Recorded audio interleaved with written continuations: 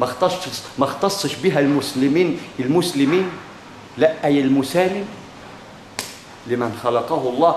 الدودة يميل من طريقها، النملة يميل من طريقها، لأن لها حق عنده، وطالما طلعت على الأرض قدامه هيدوس عليها وعرضت نفسها للخطر، يبقى هو أكل حقها. ده بقانون المثلث بمقياس الدودة التي تزحف وتسعى على رزقها، والنملة اللي بتدوس عليه ما انتش شايف ماشي على ايه. فعندما يبقى بيت النمل في نص الشارع وتدوس عليه، يبقى انت كلت حقه، طلع لك بره.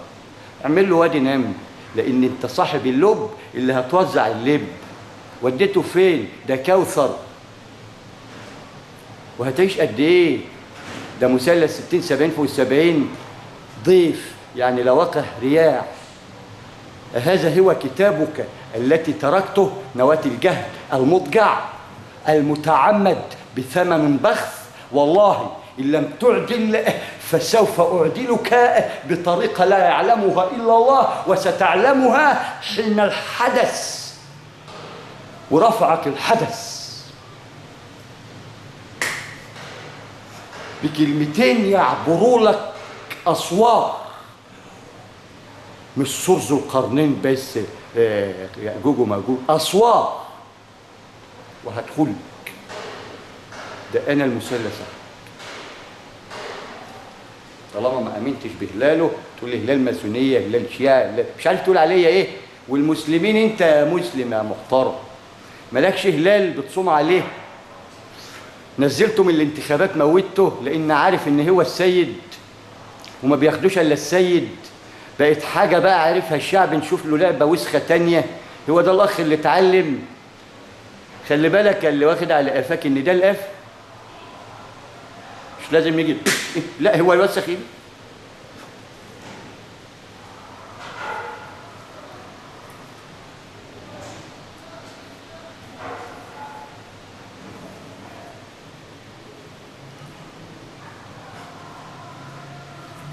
اعلم يا صاحب الشأن يلي بلا شأن وأنت تعي ما أقول، وعندما تعي ما تقول وتؤمن به صرت ذات شأن. الشعب بيقول لك موت على الكرسي وهنحنطك عليه ونشيلك بكرسيك نوديك المتحف ونقول الراجل ده حكم بالحق من يوم كذا ليوم كذا، لأن هذا هو مثلثك وهذا هو كتابك. إن لم تعي أين تجد كتابك ولا مثلثك.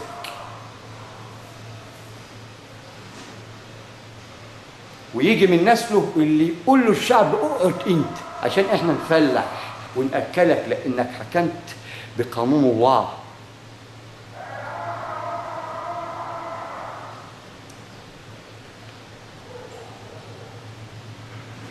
عندما تعي ما أقول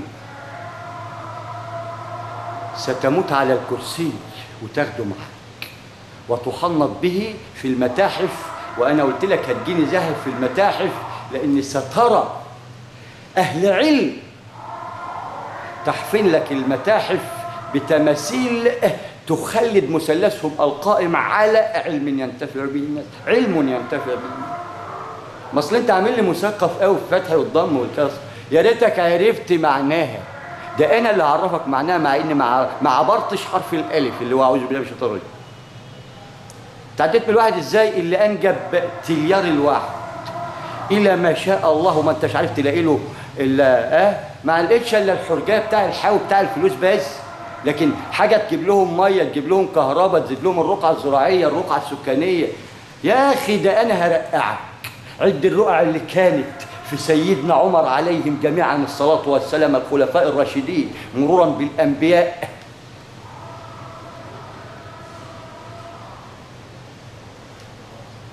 كان رقع، كانوا في ثوبه وكان ينام تحت الشمس تحت شجرة الصمت.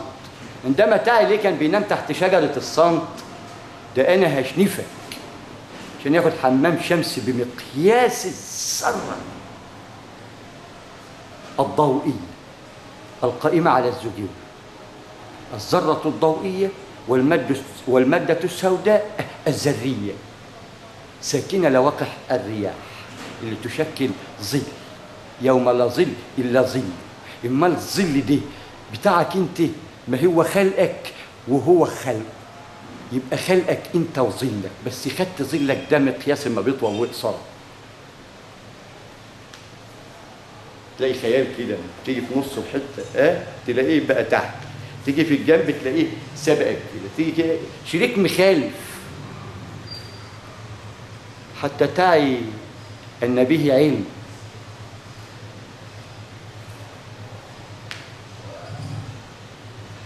وتقول لي ده انا درست اللي انت ما درستوش، بحثت في اللي انت غير قادر ولن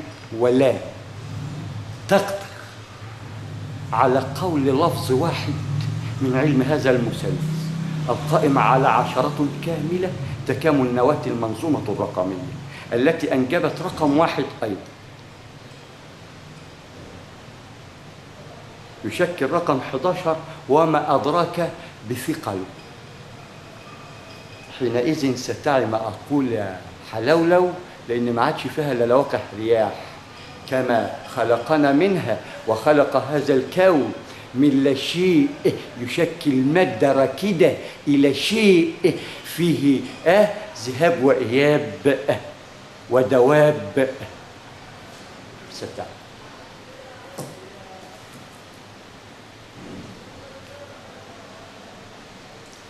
فعندما يأتيك سيدك، لأن أيا كان كرسيك أي شأن سعادتك، وجاك صاحب علم، ما تقعدش على الكرسي بتاع مكتبك يا ضعي.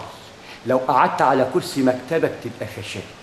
لابد أن تجابهه في المقعدة، لأنه أعلى منك درجات وأنت في الدركات، لأنه فقط من لديه الدرجات وأنت فقط من لديه الدركات. وأتاك ليعلمك علم كرسييك، مش دينك يا سيدي، كرسييك. يقول لك أنت وزير، أي زير، مش ماء، ده دماء ارتقت ماء. لدينا لك آلة عندما تقول للأمة سأساهم في مصادر الطاقة، لدينا آلة نلقي بها في الصرف الصحي تعمل بريحة الخراء. الصرف أي اللا صحي يتحول إلى مصدر طاقة يؤدي إلى إنجاب ميكنة. هذه الميكنة يعلق عليها زوجين، تربو يطلع كهرباء ومن خلاله نخرج ماء فيما يسمى نهر معلق.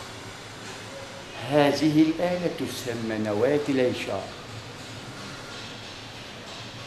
عندما يمكن لها كيفما شئنا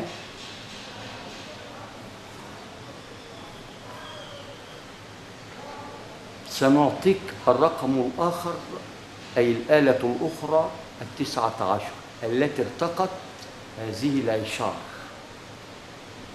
ولكن عندما نسويها من كل علية ونحن عليها بأمر الله من خلال العلم قادرون، إن لم تعي أين مصلحتك وتأتي مزاحف لاهس، لأن هيجي اللي يخليك أسوأ من كده ودون أن تصل لهذه المكانة تاني، وستكون تاريخ يلعنه من سبقوك بالإيمان ومن يأتي من خلفك، حتى تعي أن هذا هو كتابك السوء يا فاقد العلم.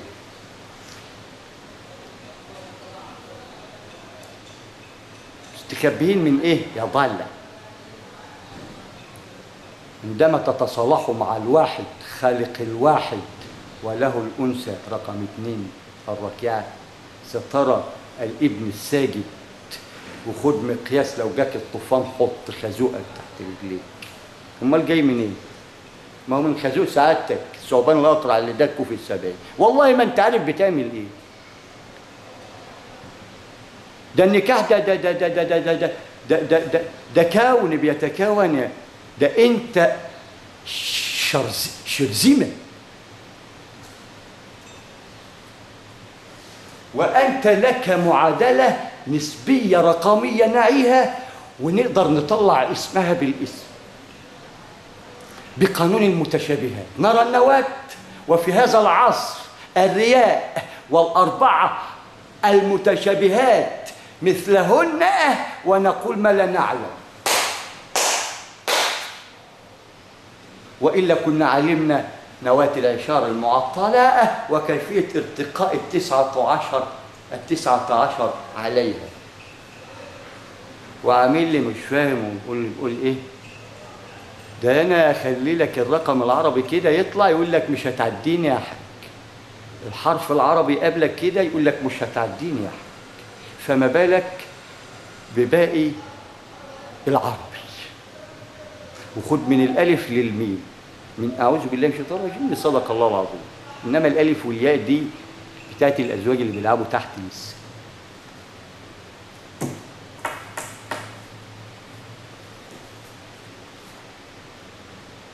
فخليني مؤدب معاك، انا مش محتاج ابزنس في مصر، حط مصر مع مراعاة البقع وعليها القرية الشريفة الشعب الشريف، عليهم كده أي قريتي العزيزة الجمهورية العالمية المتحدة عزبة شاوة ده أهلية بجوار مصنع الزيوت أمام مقلب الزبالة بمصر. حطها زبيبة وعليها مقلب الزبالة اللي عندنا ده علامة سودة ببقعتها ببشرها مع الديمومة لا تضاهي قرية في الصين. حتى تعب المنطق أننا على العمل غصب عنا قادرون، وسنعمل في بيتك ذاته، لأن طلب مني هذا العمل، أن أعمل في بيتك وعقلك همسحهولك بالزهايمر المبكر.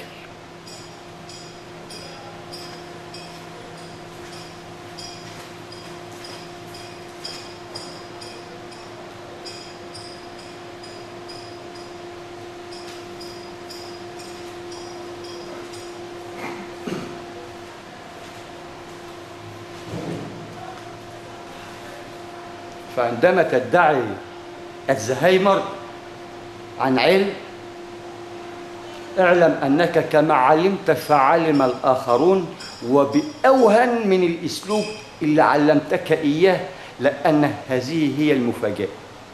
يأتيك من حيث لا تدري ولا تحتسب كما علمني ربي، وخير ما أنجبت الأرض والسماوات من ينوب عنه في الأرض وهم الأنبياء، إلى أن يرينا ذات العلي وأحبابنا وأهالينا اللي المفروض نروح لهم محملين بالهدايا المثلثة، نمشي الثالثين كده، نعي أن هذه العصاية معكاز ده هلال، والعكاز لما يكون لتحت كده يبقى ميقات لأهل تحت اللي هو إحنا، علشان هنعكز عليه. لكن لما ترفعه كده تلاقيه هلال ظل ذي ثلاث شعب مثلث انطلقنا فيه وقعدنا نلف في الهلال هنا اللي كورت من خلاله الشمس والقمر. وامك يا بتاع تقول لي ملحد وماسونيه ومش عارف ايه الكلام ده، انت تعرفه؟ تعرف تقوله؟ ولا انت مقهر عشان المفروض صحفي تكون بروجاندا اعلاميه زي ما بتقول المصطلحات اللي ما تعرفش معناها، بروجي وندى، ينده بحاجه جديده كده تنجب للناس ما يريحها مش يكربها. يا مكروب، اراكم صرعى وما انتم بصرعى، اموات وما باموات. والامه احياها رب العرش العظيم بهذا البعض اللي يشكل مقياس الواحد بقانون المتشابهات، الجزء اللي جه من البقره.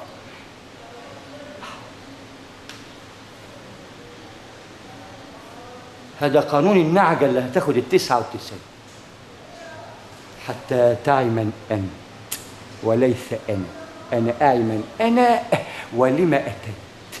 أنت تعي من أنت ولما أتيت. أنت تعمل في مجال لا تعي عن علم الشيء.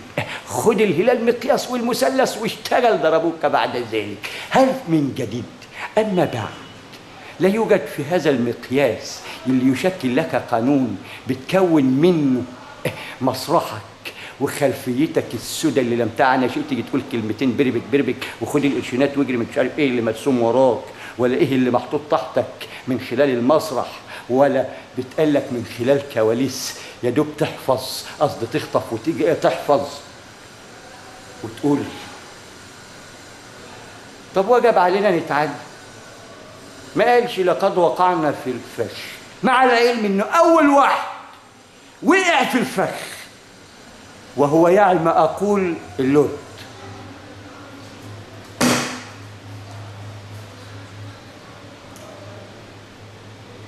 دون ذكر اسماء قائمه على قانون ذكر في القران، ولدينا قانون المتشابهات طلعت من ديلك نص يقول وما هي الا اسماء سميتموها. لان لو كنت عملت على اسمك الاولاني قبل ما تحرفه ويبقى تاني وتالت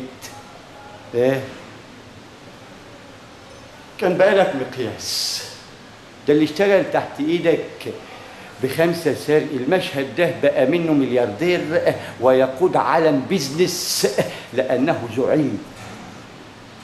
كان يعي انذاك ويحسب انك ذو علم، ولكن انت اضحوك يضحك عليك الناس. يا ممثل لا تعي ماذا تمثل، وما هي خلفيتك، وما هي كواليسك، وماذا تقول. ولا انت ماشي بمثل ما يوعش الا الشاطر. وانتوا كلكم انا شفتكم، ما انا دخلت فيك، انا جيت وكلمتك دون ان تعي من انا. ووزير الزلابيه ده عارف برضه، بس بعد ما بمشي بيعرف ان انا.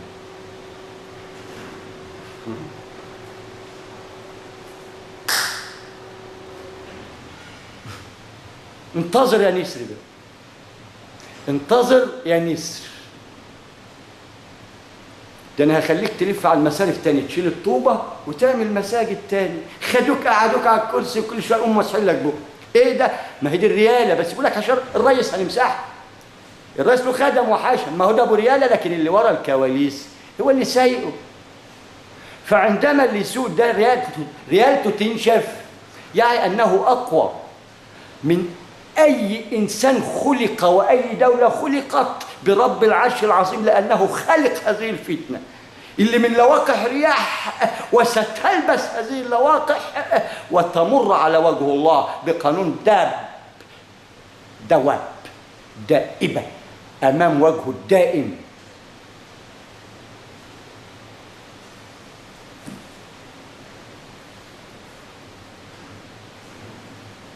تطلعني من اللجية علشان ارد عليك يا خنفسي. ده انا بشتغل مع ناس الواحد منها ببلدك. تخيل، ما هي غلبت الروم ومن بعد غلبتهم سيغلبون، ما هي عشان تعرف انها دول. وعندما الفرس تحكم بالحق تغلب، عندما الروم تحكم بالحق تغلب. ولا انت عايز تفضل كده على طول؟ طب ما تحافظ على الطاقه الثابته حق، زائد ثبات الطاقه مستحق، يساوي حركة دائمة حقوق. درسناها علشان نسرق. اقول له تقول لي اصل انا معايا حقوق، اصل انا معايا حقوق. جت خيبه في حق امك وحق امك. يا حقوق لا تعي اين الحق، والا ما كانش ده بقى حالك، تبقى بالفقر اللي انت فيه ده. لو حكمت بالحق الخير هيعم على النمله، مش تبقى راجل فاضل وجعان لأنك تتميز بالجهل المتعمد. ما هو أنت كده عاند مع ربك. حد هيغلب ربه يبقى أنت لسه أبو جاه، مش أبي جاه ولا أبا جاه، لسه أبو جاه. مصر أبي حتى أعي أن أنا من ناس، أبا إلى أن أرتقي. إنما أبو لواحة، وتذكر الأجنبي يقول لك أوه لانه يعني الواو ما خد حروفك يتكلم بالحق، مش زيك دك دك دك دك دك دك وانت عامل هبل مش فاهم دك دك دك. لا هو حروف بايظه. جو افرس النار. جت خيبه في امك وفي العربيه اللي اتعلمتها ولم تعي عن علمها شيء. يا منخل تاخد من هنا تنزل من هنا، ايا كان كرسيك وارتقيت. طالما انت دون هذا العلم فانت منخل، وانا اللي هنخلك. ازاي؟ انت قول ده هلوس، وقول يا عم اللي يريحك انا فين وانت فين، ده انت اقرب من شرك النعل. حتى تعال المقياس يا ابو مقياس، وخلي بالك من نفسك يا نسر. سيأتي من كان لك آية من قبل ولم ترها، من أخذ الكريستال من قدام الشينف وقال له معلش كفاية عليك كده، أنت ختيرت وهلويست، خد جنب عشان الشباب دول عايزين شباب والله. وقام شاور على واحد عنده 93 سنة منافق ابن وسخة تبعه، قال له أنت شاب أنت؟ أيوه يا عم أيوه، ما عايز يعيش تاني بعمر تاني، بعمر الشينف اللي هيمسك الشباب. فعشان قائمة على اللعب سهل جدا تتاخد منك، كما كان هذا الكريستال مقياس تتسحب منه دولة كده وليك طيارتك وليك برجك وليك خوازيق. خلينا ناكل معاك يا هي يعني ديانة ملعونة ليك انت بس، يلعنها الله ويلعنها ال99 اللاعنون اللي انت تحسبهم ملعونين. ما انت ملعون بمقياس 99 يا واحد، اعدل نفسك، لأن أتاك واحد من قبل هذا ال99 استخلص منه واحد أنجب وحايد بقانون واحد وتليار الواحد.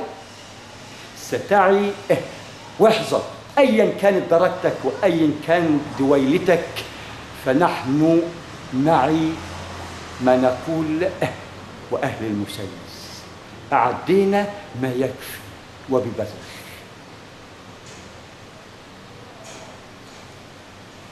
بالحق المبين اللي سيراه الدود والنمل طالما انت منكر له، يا ناطق بلا لسان، يا فاقد الحرف والرقم. ما قلتش ساحر ليه؟ قلت ماسوني بس، ما قلت ساحر ليه؟ ما مدد مدد هلال المثلث انجب آلة تعمل بالدفع الذاتي. جالا ده لو وقفت قلتهم جنب الاهرامات ويجي يترجموهم انجليزي، الدول الاوروبيه تيجي تقعد جنبك يا تافه بتاع الملاحه يا مملح، ده انا هاكلكم ملح عن عمد وفي ميقات مبين ومعلوم اعطاني اياه رب العرش العظيم لمصر امي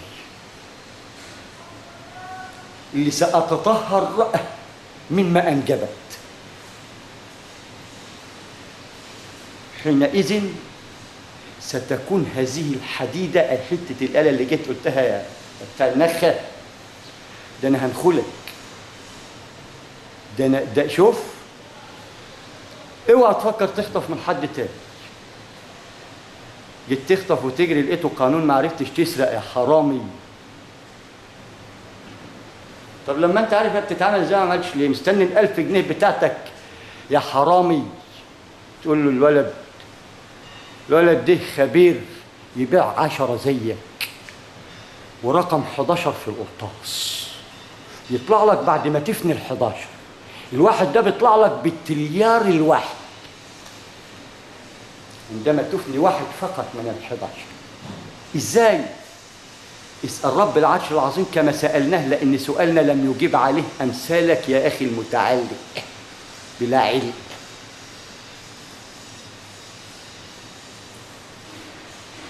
بتاع الأكاديمية، ما هو ما فيش حاجة ما درس، جميع الأحياء الكونية اللي بالنسبة لك ساكنة درسنا كيفية إحيائها. هل لديك هذا القانون القائم على هذا المقياس؟ يا مقياس عشان تبقى تقول ماسوني كويس، تركبش طيارته ولا تركب مسماره الاصلي اللي قبل بقول لك ما تموت انت بيكون هو مجرب العربيه وميت فيها. هو عرف انه من العلماء واصطفى ربنا وشاف ان الباقي ماء. ليه؟ اصل بيقول لك ده ربنا سخره عشان يعمل لي واركب انا يا جدع، واقوم اتفلسف عليه اقول له عندي بالقران 1400 سنه وانا مش عارف اصلا الماده اللي بيعملها ايه. شاطر بس في الفزلكه. ما هم خير جند دلوقتي، كنت انت خير جندي هنا من خلال ما يصنعوه الوقت، وكان خير بناية حديثة وخير دولة العالم كله يتمنى يوصل لمستواها العلمي والأخلاقي من خلال الضيافة والفن المعماري. يا أخي تقوى الله في عرضك. ففي مقياس مبين، عندما ينتهي هذا الميقات صدقني بلاش بالسين تقول مثلث بقى السين 3 سنات مفتاح الدائرة المغلقة وتفلسف، لا صدقني بقانون صاد الصيد الحر، واقرا آية صاد كويس وشوف صادت ايه حتى تعي قانون الأحرف والأرقام يا متصاد، وجاي من الجي مصر على الجي، فأعطاك إياه الله وأصابك به لجي فقدان علم مبكر. ما هو انت اتمسح علمك بحرف واحد من المثلث، اعطاك مقياس بدايه اللانهايه من حيث ما انتهيت انت، ودي اللي تشكل عليك الحجه يا ضال يا متفلسف.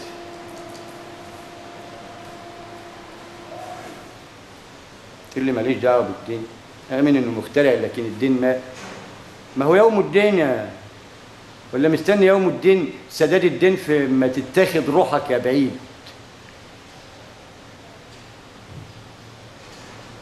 ده انا عزرائيل اللي هتحكم في نزعها من قلبك بالعلم اللي وهبني رب العرش العظيم اياه.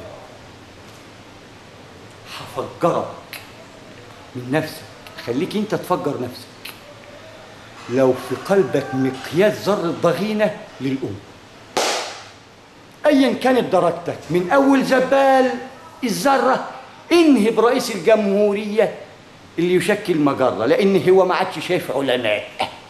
رئيس الجمهوريه قال لك بعد مني بقى ربنا، ما بينكما يا اخي العالم اللي هيعرفك السكه، اللي يوريك الاله تشتغل ازاي والاحرف تشتغل ازاي والقوانين تشتغل ازاي. يا كثره قوانين ما فيش فيها حرف ينفع غير في الاحتجاج بس عشان نضيع وقت. اثبت علشان ما عادش كتير انت وهو، لان بعد كده اما هتيجوا تقولوا نشم اقول لك ابدا بالباسك يا وزير الخرابه يا زير الخرابه، احسب بك ماء رايت دماء. ده الثلاجات اتشالت من الشارع. تعلمنا كيفيه الارشاد في الاستهلاك، تعلمنا ازاي نستهلك وانت ما انتش عارف وانت مش عارف، والكهرباء بتقطع عليك انت كمان حتى تقنع نفسك ان المساواه في الظلم عادي، وتبقى البنت اللي طفتها وهي طالعه عشان انت تنام. والله ما تلاقيني الا انا في ظلمتك. ومثلث ان ما عدلت وظبطت لي نفسك كويس عشان اعدلك.